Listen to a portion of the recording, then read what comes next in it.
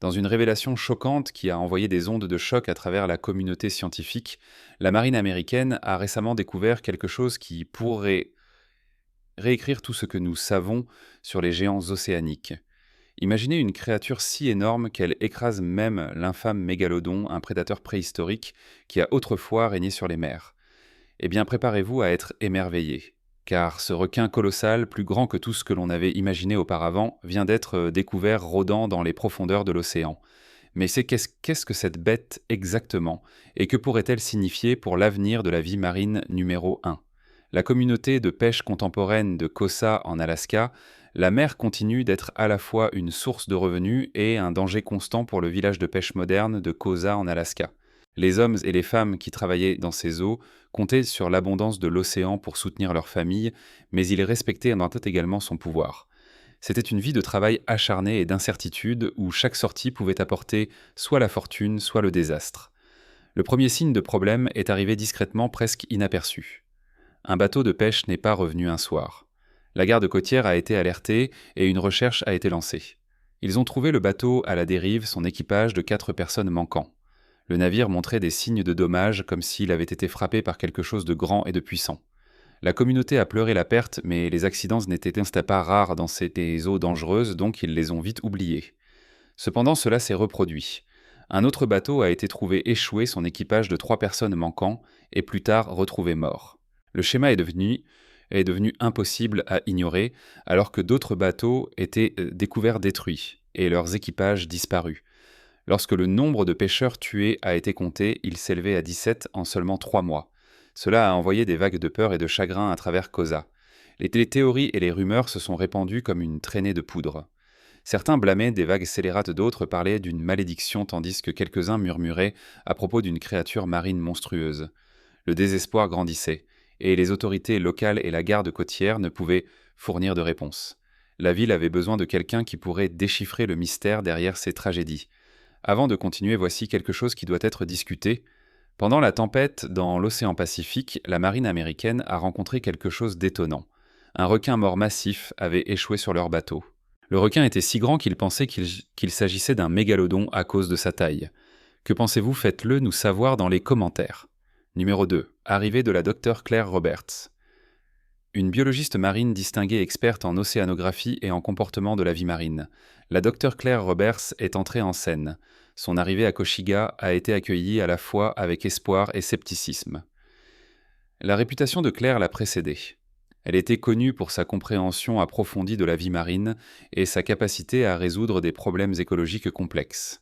La première tâche de Claire a été d'examiner les débris du bateau. Les dommages étaient nets sans précédent. Les coques étaient déchiquetées, éclatées par une force immense. Son hypothèse initiale pointait vers une vague scélérate ou un événement sismique sous-marin, mais la régularité et la spécificité de l'attaque suggéraient un auteur plus délibéré. Ses soupçons ont été confirmés lorsqu'elle a examiné certains des corps. Les blessures étaient compatibles avec celles infligées par un grand prédateur marin. Des coupures profondes et des marques de morsure indiquaient la présence d'une mâchoire puissante et de dents acérées. Le schéma des blessures et la force brute nécessaire pour infliger de tels dommages ont restreint la liste des suspects. Cela pointait sans équivoque vers une orque. Les orques connus sous le nom de baleines sueuses étaient des prédateurs au sommet et des créatures brillantes. Elles étaient connues pour exhiber des comportements complexes et pouvaient chasser en meute. Cependant, les attaques sur les humains étaient extrêmement rares. Les orques évitaient généralement l'interaction humaine et n'avaient jamais été connus pour cibler systématiquement les bateaux de pêche. Une énigme perplexe confrontait Claire, une orque motivée par une fureur indéfinie, ciblant les pêcheurs et leurs bateaux. Numéro 3. Enquête et découverte, Claire s'est mise à rassembler plus de données.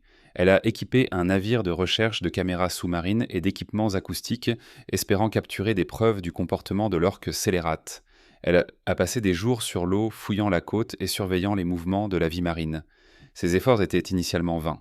La mer semblait garder ses secrets jalousement, n'offrant aucun indice.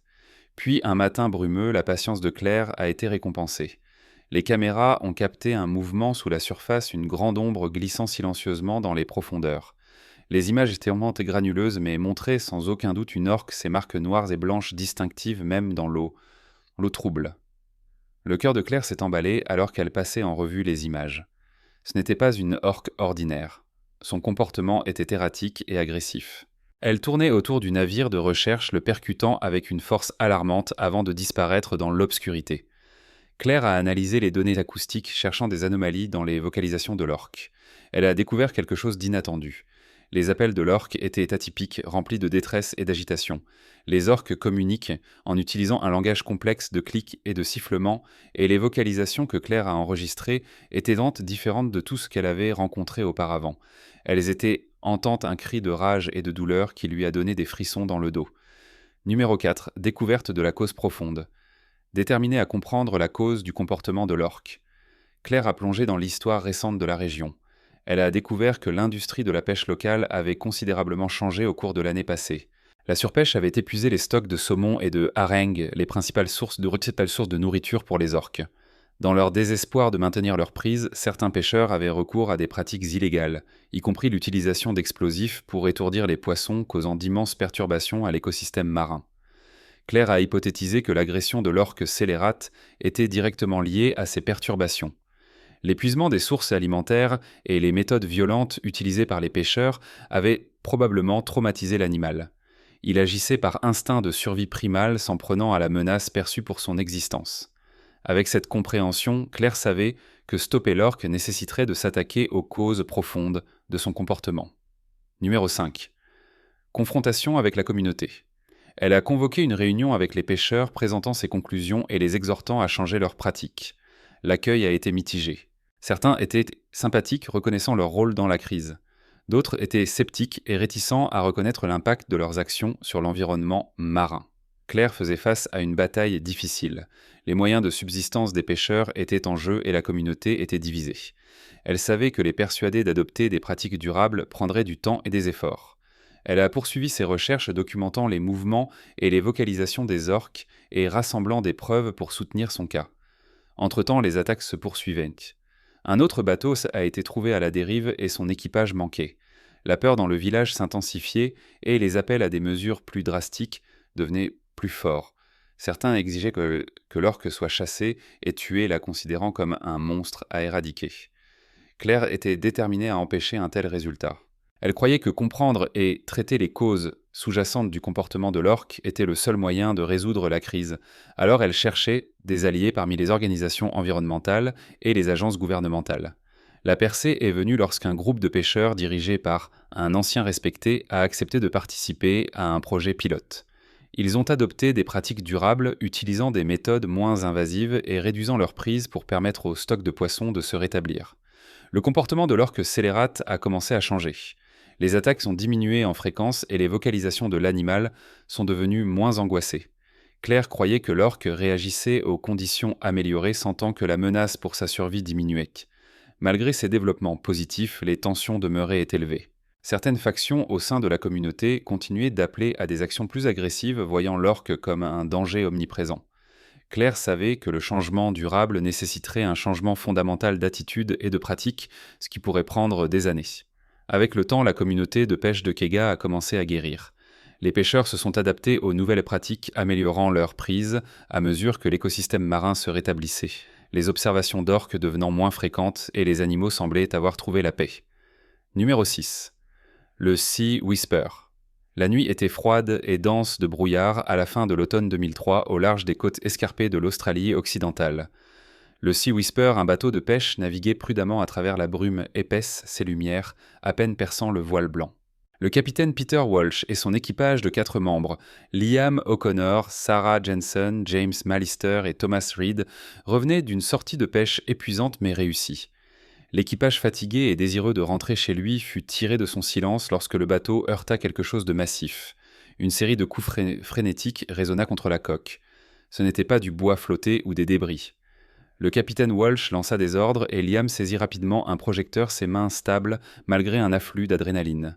Alors que le faisceau perçait le brouillard, une vue terrifiante émergea un requin géant aux écailles, se débattant dans l'eau, sa queue frappant violemment contre le bateau. L'hélice avait tranché dans sa nageoire dorsale, laissant la créature dans une frénésie de douleur et de confusion.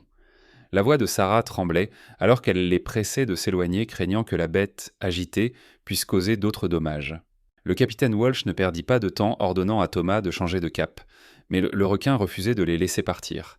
Il les suivait, sa queue brassant l'eau sombre, poussé par l'angoisse et l'agression. James frémissait en regardant sa poursuite implacable. C'est comme s'il avait un compte à régler, murmura-t-il. Le brouillard s'épaississait alors que le Sea Whisper avançait, essayant de s'échapper. La visibilité était réduite à presque rien, les seuls sons étant le fracas rythmique du requin et le bourdonnement lutant du moteur. Le capitaine Walsh resta calme mais ferme, instruisant l'équipage de maintenir le bateau stable. Il devait atteindre des eaux plus claires. Sarah se précipita en bas pour vérifier le moteur, priant pour qu'il tienne bon. Sur le pont, l'équipage scrutait la côte tendue et se préparant à la prochaine attaque du requin. Chaque crash d'une vague contre la coque semblait être un avertissement du prédateur tapi. À mesure que la nuit avançait, leur situation devenait désespérée. Le requin implacable et enragé poursuivait son assaut. Le bateau gémissait sous chaque impact, et Sarah revint avec des nouvelles sombres. Le moteur tient bon, mais nous consommons rapidement du carburant. Nous ne tiendrons pas longtemps, dit le capitaine Walsh en serrant la mâchoire. Nous ne pouvons pas le distancer, mais nous pouvons l'intelligent. Rassemblant l'équipage, il exposa un plan désespéré. Ils utiliseraient les fusées éclairantes restantes pour distraire le requin et se diriger vers une crique voisine avec des eaux creuses trop peu profondes pour le prédateur. Malgré la tension, Liam et Thomas préparèrent de scanner les fusées éclairantes, leurs mains stables. Au commandement du capitaine, la première fusée s'arc-en-ciel à travers le ciel atterrissant à quelques mètres. Le requin hésita, fixant un instant la soudaine explosion de lumière. Saisissant l'instant, le capitaine Walsh dirigea le Sea Whisper vers la crique, le moteur gémissant sous la pression. Le bateau se mit à l'avant alors que l'eau sous eux s'abaissait. Le brouillard commença à se dissiper, révélant le fond marin. Le requin, réalisant son erreur trop tard, resta à la limite de la crique, incapable de les poursuivre plus loin. L'équipage soupira de soulagement. Ils avaient survécu à la nuit, déjouant le prédateur implacable de la mer. Alors que l'aube se levait, le Sea Whisper se dirigeait vers la sécurité, l'épreuve gravée à jamais dans leur mémoire. Numéro 7. Évasion vers la crique. Lorsque le requin réalisa que sa proie s'était échappée dans des eaux moins navigables, il lança une dernière et furieuse attaque sur le bateau. Le Sea Whisper était secoué violemment d'un bout à l'autre alors que le bateau tremblait. Tout le monde se cramponna à ce qu'il pouvait. Le requin massif racla la coque du bateau alors que ses mouvements devenaient plus frénétiques. Avec un grand effort, le capitaine Walsh manœuvra son bateau au milieu de la crique où le niveau de l'eau était trop bas pour que le requin poursuive son attaque. Le requin ne pouvait plus continuer son attaque et resta à la limite de la crique. Il tourna autour avant de faire demi-tour et de disparaître dans des eaux plus profondes. Alors que les tensions s'apaisaient enfin, l'équipage du Sea Whisper poussa un soupir collectif. L'équipage du Sea Whisper était en sécurité pour le moment, alors qu'ils s'ancrèrent dans la crique peu profonde. Alors que l'aube approchait, le brouillard se leva et révéla la magnifique côte. L'équipage profita de son environnement alors que le soleil se levait, projetant une lueur dorée sur l'eau. Ils avaient été mis à l'épreuve et l'épreuve avait renforcé leur lien. Elle avait également approfondi leur respect pour les créatures marines de l'océan. Le capitaine Walsh se tourna vers son équipage et vit leurs visages fatigués mais reconnaissants. Il leur dit de sécuriser le bateau puis de se reposer, reconnaissant qu'ils l'avaient quand même mérité. L'équipage du Sea Whisper et lui restèrent dans la crique, alors que le soleil se levait et les événements de cette nuit servant de rappel de l'imprévisibilité de l'océan et de la beauté et du danger de leur monde marin. Numéro 8. Gansby, Afrique du Sud, 2005. En été 2005, dans la ville côtière de Gansby en Afrique du Sud, Tom et sa femme Lisa partirent pour une balade en bateau paisible.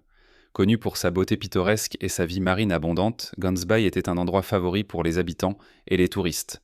Marié depuis 5 ans, le couple profitait souvent de ses sorties pour échapper à la vie quotidienne. Ce jour-là, le ciel était clair et la mer calme, alors qu'ils naviguaient le long de la côte riant et profitant de la compagnie de l'autre. Se sentant joueur, Tom eut une idée malicieuse. Il pensa que ce serait drôle d'effrayer Lisa en la poussant dans l'eau. Avec un sourire, il s'approcha discrètement d'elle et lui donna une légère poussée. Lisa cria alors qu'elle éclaboussait dans l'océan. S'attendant à ce qu'elle en riât, Tom éclata de rire, mais son expression choquée montra clairement qu'elle n'était pas amusée. Pourtant, elle n'était pas furieuse, et alors qu'elle nageait, Tom lui tendit la main pour la ramener à bord. Puis tout changea. Une ombre massive se déplaça sous la surface. Le sourire de Tom disparut alors qu'il voyait une nageoire dorsale tranchant l'eau se dirigeant droit vers Lisa. Son cœur battait la chamade alors que la terreur le saisissait. Les yeux de Lisa s'élargirent d'horreur lorsqu'elle le vit aussi. Elle nagea frénétiquement vers le bateau, mais le grand requin blanc était trop rapide. Dans un moment horrifiant, le prédateur se jeta, entraînant Lisa sous l'eau. Tom cria tendant la main vers elle, mais la mer devint rapidement rouge. Il jeta une corde, essayant désespérément de la sauver, mais il était trop tard. Le requin se débattait violemment et les cris de Lisa s'éteignirent. La culpabilité et la terreur consumèrent Tom. Ce qui avait commencé comme une farce innocente s'était transformé en cauchemar. Frénétique, Tom saisit une pagaie et frappa l'eau, criant pour effrayer le requin, mais il était implacable. Les larmes brouillaient sa vision alors qu'il réalisait la gravité de son erreur. L'après-midi autrefois ludique était devenu une tragédie horrifique. Il regarda impuissant alors que Lisa disparaissait sous les vagues. L'eau redevint étrangement calme, mais Tom savait que sa vie ne serait plus jamais la même. Désespéré, il prit la radio et appela à l'aide sa voix tremblante. « Ici Tom sur le Seabreeze. Un requin a attaqué ma femme. J'ai besoin d'aide. » La garde côtière répondit, lui assurant qu'ils étaient en route. Il s'accrochait à l'espoir que Lisa puisse encore être sauvée, mais au fond de lui, il craignait le pire. Les minutes semblaient des heures, alors qu'il fixait le haut teinté de sang rejouant les événements dans son esprit, souhaitant pouvoir remonter le temps. Le son des bateaux approchant brisa son transe. La garde côtière arriva et des plongeurs se préparèrent à fouiller la zone. Tom regarda anxieusement alors qu'il plongeait dans l'eau. Chaque seconde était une agonie.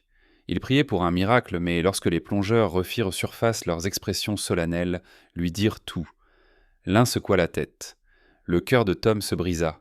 Lisa était partie. Il s'effondra sur le pont pleurant de manière incontrôlable. L'équipage de la garde côtière tenta de le consoler, mais leurs mots se perdaient dans son chagrin. Le trajet en bateau de retour vers la côte fut flou. Tom était assis en silence, fixant l'horizon, la côte, autrefois magnifique, étant maintenant un lieu d'horreur et de perte. Lorsqu'ils accostèrent, les autorités locales l'escortèrent doucement pour qu'il puisse donner sa déclaration. Dans les jours qui suivirent, Tom ne pouvait échapper à son cauchemar. Il séjourna dans un petit hôtel, incapable de retourner dans la maison qu'il avait partagée avec Lisa. La nouvelle de la tragédie se répandit rapidement, et tandis que certains offraient leur sympathie, d'autres le blâmaient. La culpabilité pesait lourdement sur ses épaules, et il luttait pour faire face à sa perte.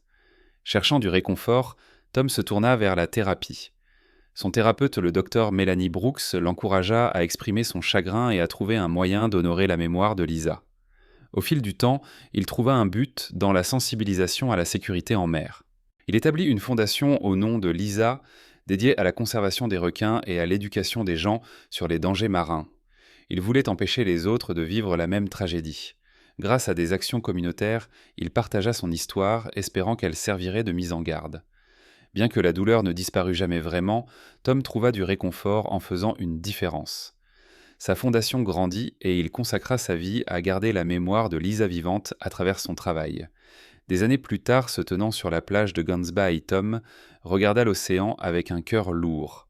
L'eau était calme et belle, mais il connaissait trop bien son pouvoir. Il murmura une prière silencieuse pour Lisa, espérant qu'elle avait trouvé la paix. Cet après-midi fatidique avait changé sa vie pour toujours, mais il avait appris à vivre avec sa perte. Lisa serait toujours une partie de lui, le guidant alors qu'il travaillait pour rendre le monde plus sûr. Numéro 9. Riviera d'Australie. En automne 1995, l'aventurière Sarah Mitchell se mit en route pour explorer les rivières éloignées de l'arrière-pays australien. La rivière Ord en Australie occidentale, connue pour sa beauté sauvage et sa faune diversifiée, était sa destination. Une exploratrice expérimentée, Sarah était impatiente de documenter la nature intacte. Tôt un matin, elle pagaillait à travers les eaux calmes de la rivière Ord. De grands eucalyptus bordaient les rives et les cris d'oiseaux exotiques résonnaient au loin. Alors qu'elle naviguait à travers un passage étroit, elle restait alerte. La région abritait le prédateur le plus dangereux d'Australie, le crocodile marin géant. Bien qu'elle ait lu sur leur immense pouvoir et leur comportement rusé, elle se sentait confiante dans ses capacités. Sans avertissement, l'eau explosa autour d'elle. Un énorme crocodile marin surgit et heurta son canoë. L'impact envoya Sarah et son canoë dans les airs avant de s'écraser dans la rivière. Désorientée et haletante, elle se retrouva dans l'eau trouble. Son canoë était retourné et son équipement éparpillé.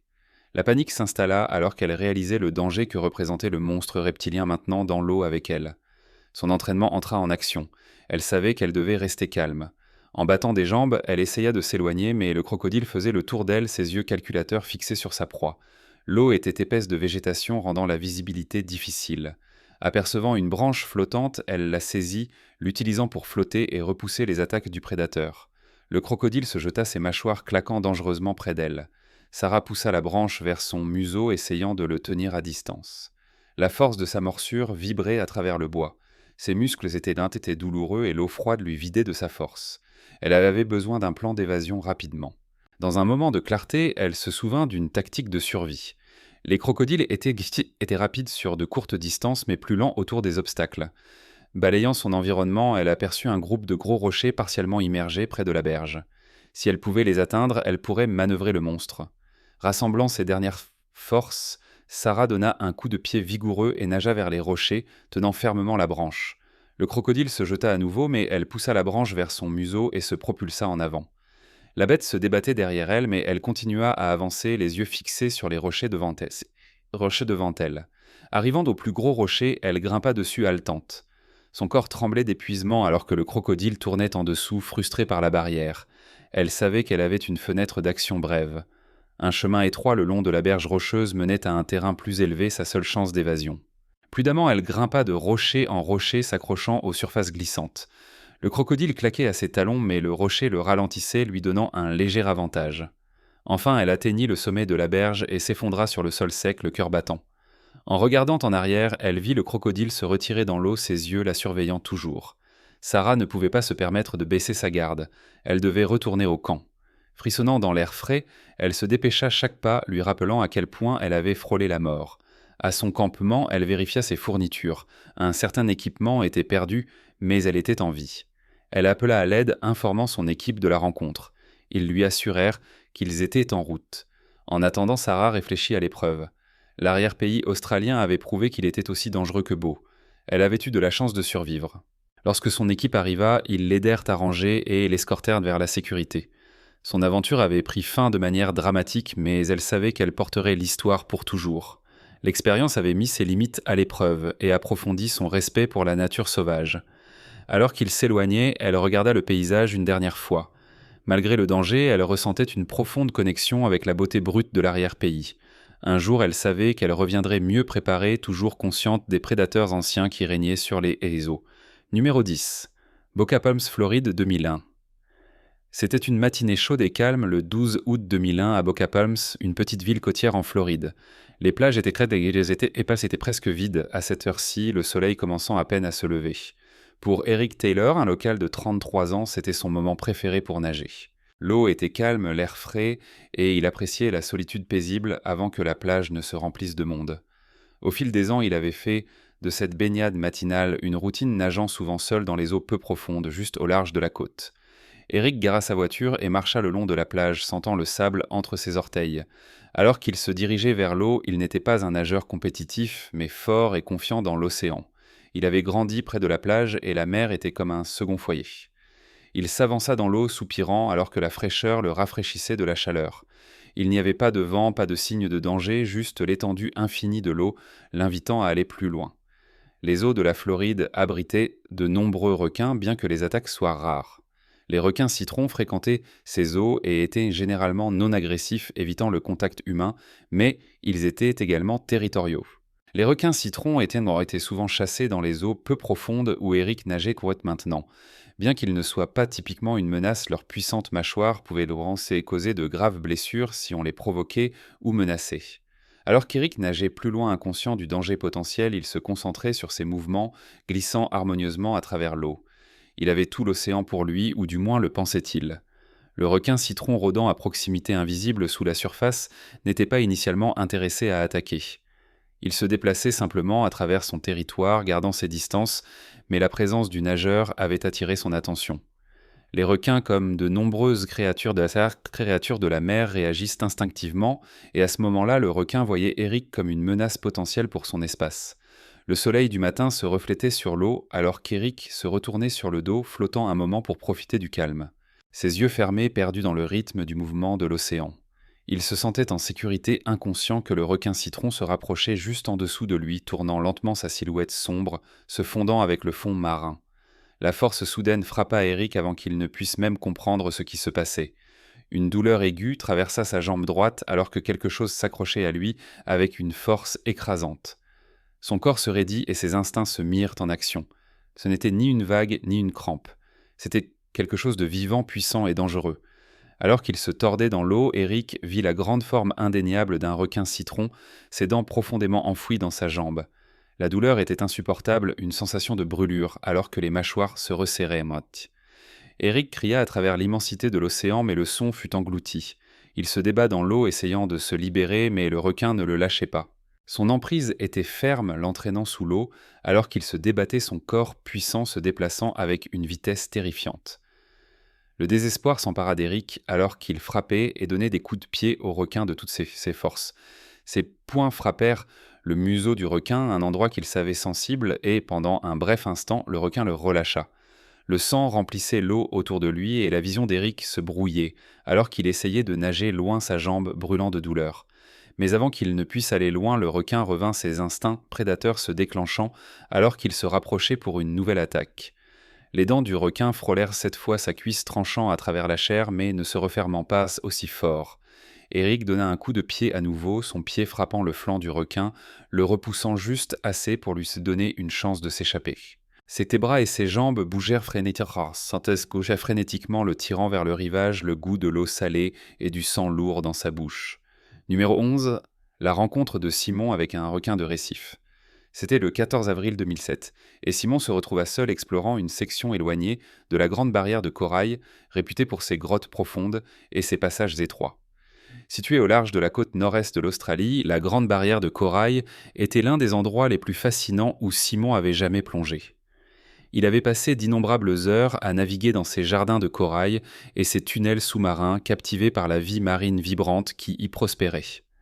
Ce jour-là, Simon décida d'explorer un nouvel endroit plus isolé, plus profond, moins fréquenté par les touristes et bien plus reculé. L'eau était calme et les conditions étaient idéales pour une longue et paisible plongée.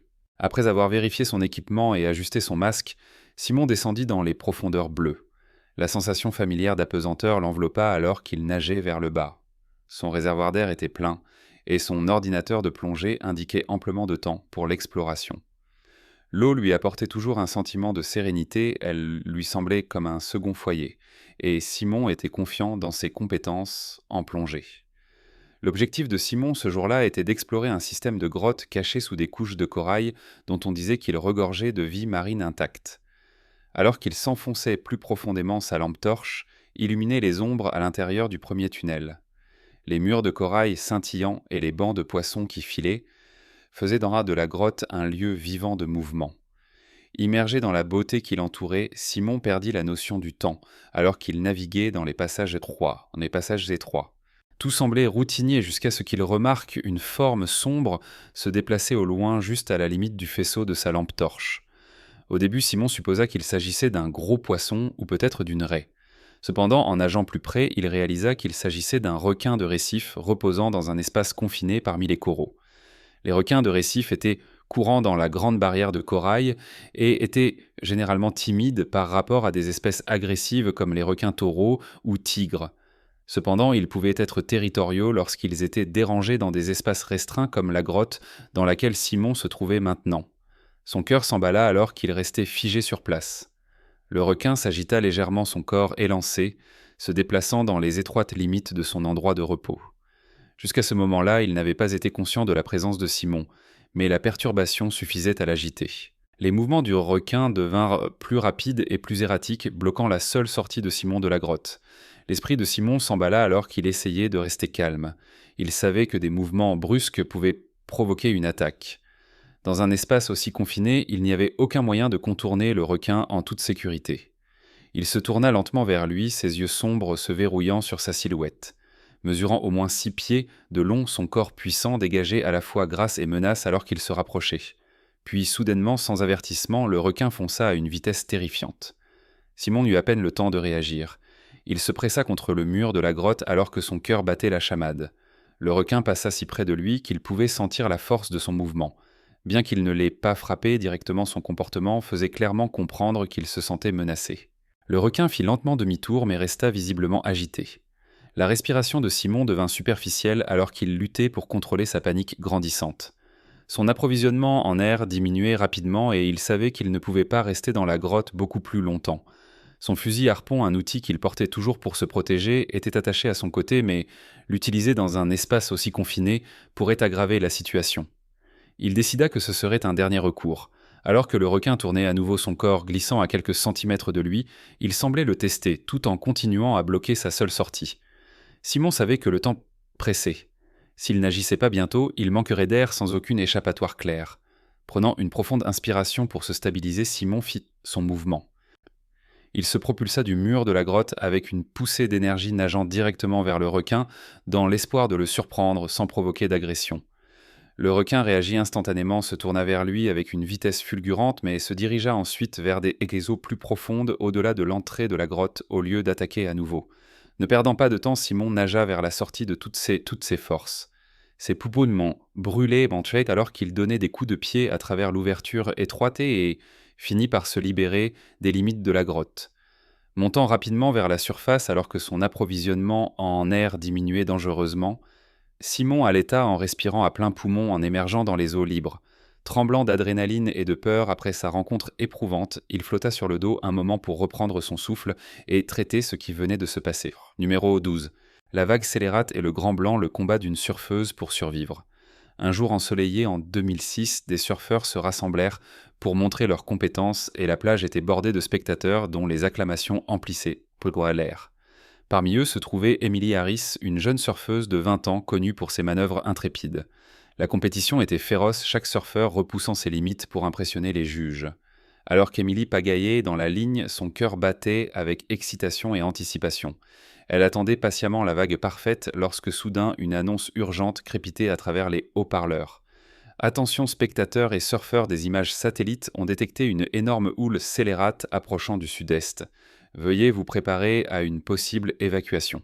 L'horizon autrefois lumineux s'assombrit alors qu'une énorme vague se rapprochait. Avant que quiconque puisse réagir, elle se dressa au-dessus de la zone de compétition, grandissant en taille et en intensité. Les surfeurs pagaillaient frénétiquement vers le rivage, essayant d'échapper à sa force, mais Emily était prise dans le chaos. La vague scélérate frappa l'engloutissant dans une masse tourbillonnante d'eau. Elle fut projetée comme une poupée de chiffon luttant pour garder ses repères. Lorsqu'elle refit enfin surface haletant, elle réalisa qu'elle avait été emportée bien au-delà de la zone de compétition. La côte lointaine n'était plus qu'un flou. Emily essuya l'eau salée de ses yeux et essaya de se stabiliser. Les acclamations et les annonces de la foule n'étaient plus audibles. Elle était seule dans l'immense océan. Un sentiment de dépression la saisit alors qu'elle scrutait son environnement, ne découvrant rien de bon. Elle avait dérivé dans une zone de nourrissage connue des requins. L'eau en dessous d'elle s'assombrit, révélant la brusque chute du fond marin. La panique l'envahit alors qu'elle se rappelait des histoires terrifiantes sur les grands requins blancs patrouillant ces eaux. Puis une forme sombre apparut sous la surface. Une grande nageoire dorsale fendit l'eau, la plus grande peur d'Emily était devenue réalité. Un grand requin blanc était entré dans son champ de vision, probablement attiré par le tumulte de la vague scélérate. Elle savait que tout mouvement brusque pouvait déclencher une attaque. Se forçant à rester calme, elle utilisa des mouvements lents et mesurés pour se stabiliser sur sa planche.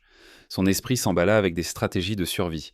Elle se souvint avoir lu que garder un contact visuel avec un requin pouvait parfois dissuader une attaque, car il préfère tendre une embuscade à des proies non méfiantes. Emily fixa le prédateur dans les yeux, se faisant paraître aussi grande que possible. Ses instincts de surfeuse commencèrent à prendre le dessus. Elle remarqua un récif corallien à proximité, un abri potentiel qui pourrait rendre l'approche du requin plus difficile. Prudemment, elle utilisa ses connaissances des courants marins pour dériver vers lui, évitant les mouvements brusques. Chaque seconde semblait une éternité, alors que le grand blanc continuait de faire des cercles. Alors que le soleil commençait à plonger sous l'horizon, projetant une lueur dorée sur l'océan, Emily ressentait un mélange de peur et d'émerveillement. La beauté du moment contrastait fortement avec la terreur qu'elle affrontait. Juste au moment où elle craignait de rester coincée indéfiniment, elle entendit un bourdonnement lointain. Plissant les yeux contre le soleil couchant, elle aperçut un jet-ski de sauvetage qui se dirigeait vers elle. C'était une partie de l'équipe de sécurité de la compétition. Un soulagement l'envahit, mais elle savait qu'elle devait encore échapper au territoire du requin. Elle agita prudemment un bras pour signaler de l'aide tout en gardant son regard fixé sur le prédateur. Le pilote du jet-ski, réalisant l'urgence de la situation, navigua avec précision à travers les eaux agitées. Alors qu'il s'approchait, ses yeux rencontrèrent ceux d'Emily, reflétant à la fois préoccupation et détermination. Au-dessus du rugissement du moteur, il lui assura qu'ils allaient la sortir de là. Considérant la proximité du requin, Emily se déplaça prudemment. Le sauveteur tendit une main ferme mais stable, l'aidant à se déplacer sur le jet ski sans éclaboussure soudaine. Juste au moment où elle sécurisait sa prise derrière lui, il accéléra le moteur. Le jet ski fendit les vagues, mettant de la distance entre eux et le grand blanc tapis. Le corps d'Emily tremblait, l'adrénaline continuant de circuler dans ses veines, mais alors que la plage se rapprochait, elle se sentit enfin en sécurité. Et voilà la découverte incroyable de la marine américaine d'un requin encore plus grand que le légendaire mégalodon. Cela pourrait-il être un aperçu d'un monde caché sous la surface de l'océan où des créatures anciennes errent encore? Bien que les preuves soient passionnantes, le mystère reste loin d'être résolu. Quels autres géants préhistoriques pourraient rôder dans les profondeurs? Faites-nous part de vos réflexions et théories dans les commentaires ci-dessous. Et n'oubliez pas de liker, de vous abonner et de cliquer sur l'icône de la cloche pour plus de découvertes époustouflantes. Jusqu'à la prochaine fois, restez curieux et continuez à explorer l'inconnu.